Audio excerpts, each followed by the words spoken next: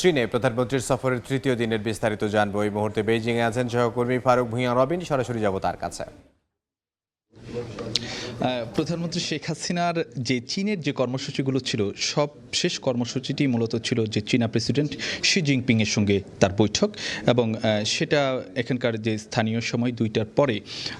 যে চীনের গ্রেট হল অব দ্য পিপলে সেটি অনুষ্ঠিত হয়েছিল, এবং আধা ঘন্টার বেশি সময় এই বৈঠকে প্রধানমন্ত্রী শেখ হাসিনা এবং চীনা প্রেসিডেন্ট শি জিনপিং দ্বিপাক্ষিক বিভিন্ন ইস্যুসহ যে সমসাময়িক বৈশ্বিক পরিস্থিতি নিয়েও কিন্তু যে অনেক বিষয়াশয় নিয়েও কিন্তু যে তাদের মধ্যে আলাপ আলোচনা হয়েছে, ভূ রাজনৈতিক অনেক বিষয়াশয় নিয়েও কিন্তু যে আলাপ আলোচনা হয়েছে, এবং সার্বিকভাবে সেই বিষয়াশয়গুলো নিয়ে পররাষ্ট্রমন্ত্রী ডক্টর হাসান মাহমুদ অল্প কিছু সময় আগে এখানে একটি ব্রিফ করেছিলেন। প্রধানমন্ত্রী শেখ হাসিনা যে হোটেলে থাকেন যে বেজিংয়ে, সেই হোটেল রেজিসে,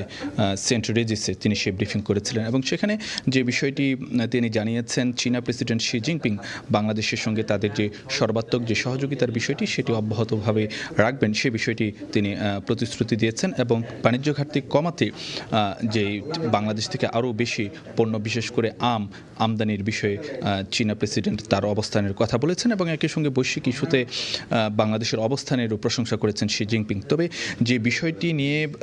মানে চীনের সঙ্গে বরাবরই একটি যে আগ্রহের জায়গা থাকে যে রোহিঙ্গা সংকট সমাধানে কোনো আলাপ আলোচনা হলো কিনা, সে বিষয়টি নিয়ে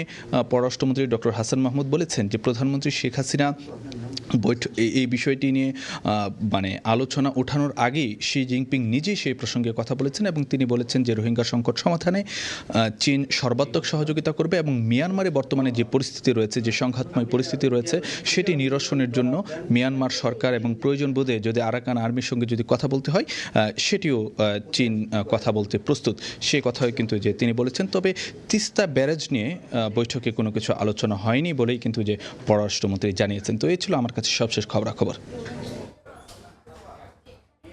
চীনের বেইজিং থেকে সহকর্মী ফারুক ভূঁইয়া রবিন জানাচ্ছিলেন প্রধানমন্ত্রীর